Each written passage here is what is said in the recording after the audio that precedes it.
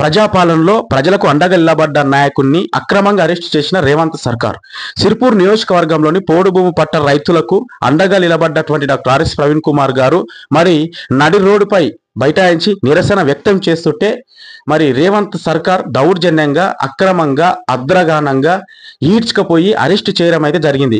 Doctor RS Praveen Kumar sir గారు ఈ రాష్ట్రంలోని ఎన్ని కుంభకోణాలు చేసిండు, ఎన్ని మానభంగాలు చేసిండని ఈ రేవంత్ సర్కార్ అరెస్ట్ చేసింది. అయ్యా రేవంత్ రెడ్డి సర్కార్, రేవంత్ రెడ్డి గారు ఒకసారి మీరు వినండి. నిజంగా చెప్తున్నా, ప్రవీణ్ కుమార్ సార్ గారికి మీరు కాలి గోటు గూడంగా మీరు సరిపోరు. ఇది 100% చెప్తున్నా.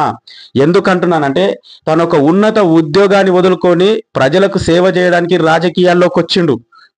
తను ఐపీఎస్ ఆఫీసర్గా ఉన్నప్పుడు అనేక మంది విద్యార్థుల జీవితాలలో వెలుగు నింపిండు.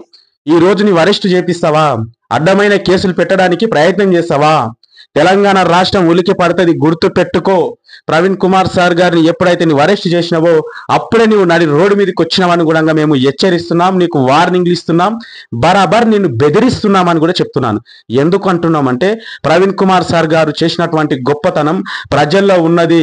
ప్రవీణ్ కుమార్ సార్ గారు ఎక్కడ కూడా నోరు తెరుపుతారా? ప్రవీణ్ కుమార్ సార్ గారిని ఎప్పటి నుంచో మీరు అరెస్ట్ చేద్దామని మీరు ఎంతో ప్రయత్నం చేస్తున్నా కూడా తను ఒక తెలివైన నాయకుడు, ప్రజల పక్షాన ప్రేమ పొందినటువంటి నాయకుడు. ఆ నాయకుని మీరు అరెస్ట్ చేసినంత మాత్రాన ఆ నాయకునికి చెడ్డ పేరు వస్తా అని మీరు అనుకుంటున్నారా? గుర్తుపెట్టుకో రేవంత్ రెడ్డి, నువ్వు ఓటు నోటు కేసులో దొరకొచ్చు, అర్థమవుతుందా? ఓటు నోటు కేసులో దొరికి పోలీస్ స్టేషన్కి పోవచ్చు, కానీ ఈ పేదల ప్రజల కోసం ఉరికంబం ఎక్కడానికైనా మా నాయకుడు సిద్ధం. ఆ నాయకుని పైన ఈగ వాలితే ఖచ్చితంగా నీ కాంగ్రెస్ ప్రభుత్వాన్ని మట్టిలో కలిపేశామని కూడా మేము హెచ్చరిస్తున్నాం.